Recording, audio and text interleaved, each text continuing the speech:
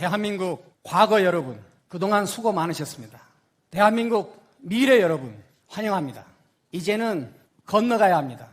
기적의 역사를 썼던 대한민국이 생각의 한계에 갇혀 20년 이상을 우왕좌왕하고 있습니다. 세상은 모든 문제를 정치로 해결하도록 진화했지만 대한민국의 정치는 이게 나라냐와 이건 나라냐라는 맹목적 싸움으로 서로 적대감만 키우며 세월을 보내고 있습니다. 심지어 적대적 공전 말고는 다른 정치를 할 줄 모르는 사람들 같습니다. 정치가 대한민국 발전에 발목을 잡고 있습니다. 정치는 정치인 그들만의 리그로 전락했고 국민은 눈살을 찌푸리면서도 어쩔 수 없이 끌려가야만 하고 국민의 삶이나 세상의 변화에는 아랑곳하지 않습니다. 편을 갈라 진영 싸움만 하다가 임진왜란을 겪었습니다. 임진왜란을 겪고도 반성하지 않고 진영 싸움만 하다가 식민지가 되었습니다. 식민지 경험을 치욕으로 여기며 거기서 한 줌의 생각이라도 얻은 정치인들이라고 여길 수가 없습니다. 한국의 정치 기술자들은 여전히 진영을 나누고 자신의 지지자들을 생각이 끊긴 홍위병으로 길러서 연명하고 있는 중입니다. 정치는 막장에 이르고 국민은 외통수에 걸렸습니다. 국가의 추락을 걱정할 정도로 정치가 막장에 이르렀던 나라들에서는 4가지 현상이 모두 나타났습니다. 극심한 사회분열, 극심한 정치 갈등, 극심한 포퓰리즘, 극심한 부패입니다. 우리 정치 상황은 이 4가지가 이미 팽배해진 지경입니다. 별 생각 없이 그냥 맹목적으로 사는 사람들은 말할 수도 있습니다. 아니다. 대한민국은 계속 번영할 것이다. 하지만 역사에서는 이 4가지 현상이 팽배하면서도 번영을 지속한 나라는 단 하나도 없습니다. 지금은 국력을 표현하는 주요 산업 가운데 하나가 반도체이지만 1800년대 후반에는 지하철이었습니다. 1863년에 영국 런던에 세계 최초로 지하철이 생깁니다. 일본 도쿄에는 1927년에 생깁니다. 그런데 아르헨티나 부에노스아이레스에는 도쿄보다 14년이나 빠른 1913년에 생깁니다. 아르헨티나는 그만큼 잘 사는 나라였습니다. 세계 8등하던 나라였습니다. 엄마 찾아 산말리라는 만화를 아실 것입니다. 이태리의 한 어머니가 아르헨티나로 돈 벌러 갑니다. 혼자 남겨진 아들 마르코가 엄마를 너무 그리워하다가 아르헨티나까지 엄마를 찾아가는 여정을 그린 만화입니다. 당시에는 이태리나 프랑스 사람들이 아르헨티나로 돈 벌러 갔습니다. 아르헨티나가 그만큼 잘 사는 나라였습니다. 그렇던 아르헨티나가 지금 어떻습니까? 몇 년 전에 후진국발 금융위기가 났는데 후진국발 금융위기입니다. 그 발원지가 아르헨티나입니다. 극심한 사회분열, 극심한 정치 갈등, 극심한 포퓰리즘, 극심한 부패로 주저앉았습니다. 우리에게 익숙한 방식으로 도달할 수 있는 가장 높은 단계에 도달한 지금이 우리에게는 도약하느냐 추락하느냐의 경계인 것입니다. 정치가 제대로 작동하지 않으면 추락할 것이고 정치가 제대로 작동하면 도약할 것입니다. 정치는 철학과 함께 태어났습니다. 생년월일이 같습니다. 기원전 6세기 좌우에 시작됩니다. 당시 인간들은 이미 사회를 운영하는 수단으로 주먹을 쓰는 것보다 말로 하는 것이 사회의 건강성과 효율성을 훨씬 더 크게 할 수 있다는 것을 안 것입니다.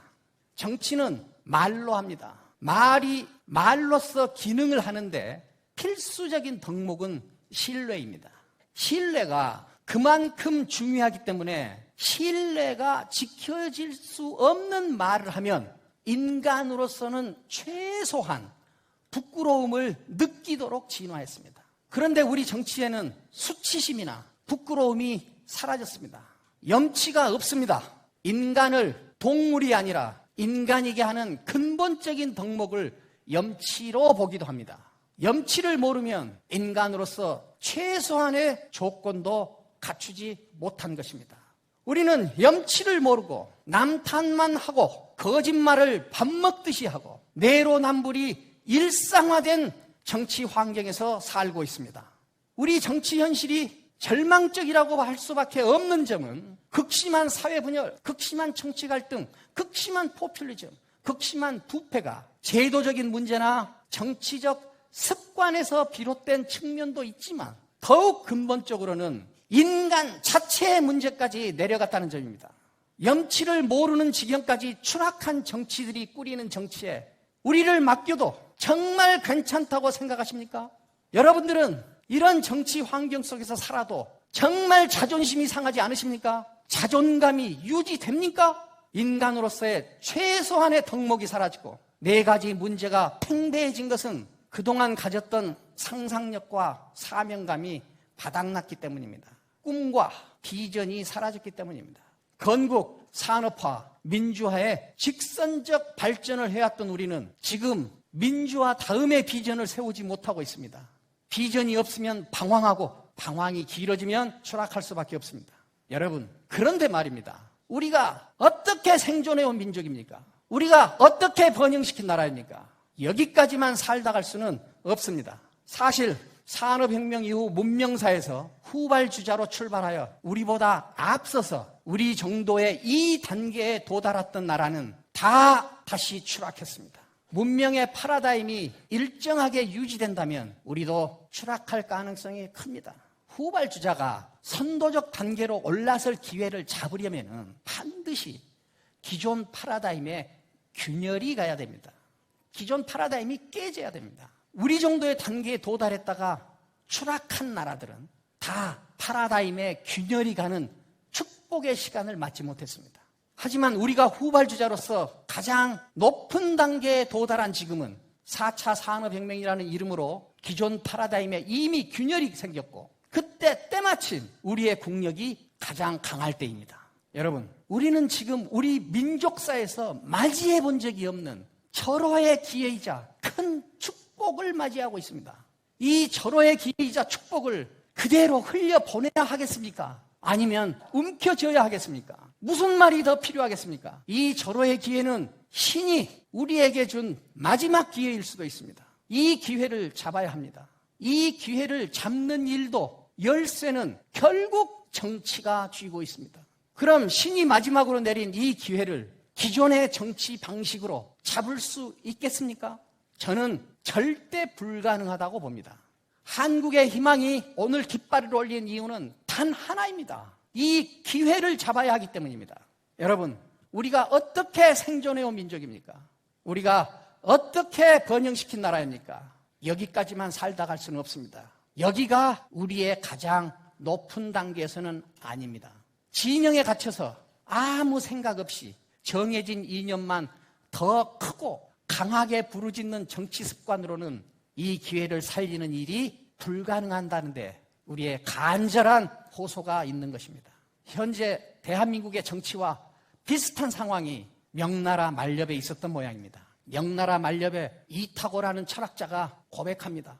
50 이전의 나는 정말로 한 마리의 개에 불과했다.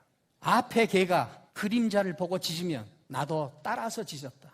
누군가가 왜 짖었냐고 물어보면 아무 말 못하고 그저 쑥스럽게 웃을 뿐이었다. 진영에 갇힌 한 마리의 개로 살다 갈 수는 없습니다. 생각이 없으면 진영에 갇히고 진영에 갇히면 진영이 정해진 주장을 얼마나 크게 재생하는가만 중요하기 때문에 생각할 필요가 없어서 생각은 더 없어집니다. 생각이 없으면 염치도 없습니다. 진영에 갇히면 진영만 보이고 자신의 구체적인 삶의 생활이 안 보입니다. 진영에 갇히는 정치는 얼마나 가혹한지 우정도 없고 사랑도 없습니다. 심지어는 혈친 간의 정도 쉽게 무시됩니다. 여기서 어떻게 염치를 아는 인간으로 성숙할 수 있겠습니까? 이제는 진영 정치에서 생활 정치로 건너가야 합니다. 진영을 말고 자신의 구체적인 삶이 펼쳐지는 생활로 돌아가야 합니다. 여러분, 우리가 어떻게 생존해온 민족입니까? 우리가 어떻게 번영시킨 나라입니까? 여기까지만 살다 갈 수는 없습니다. 이제는 건너가야 합니다. 생각의 결과를 받아들이는 삶에서 생각을 하는 삶으로 건너가야 합니다. 지식을 수입해서 쓰던 나라에서 지식을 생산하는 나라로 건너가야 합니다. 추격국가에서 선도국가로 건너가야 합니다. 나쁜 정치에서 좋은 정치로 건너가야 합니다. 진영 정치에서 생활 정치로 건너가야 합니다. 감성 정치에서 과학 정치로 건너가야 합니다. 대한민국 과거 여러분, 그동안 수고 많으셨습니다. 대한민국 미래 여러분, 환영합니다. 우리 다 함께 한국의 희망의 깃발 아래 모여 한국의 희망을 씁시다. 감사합니다.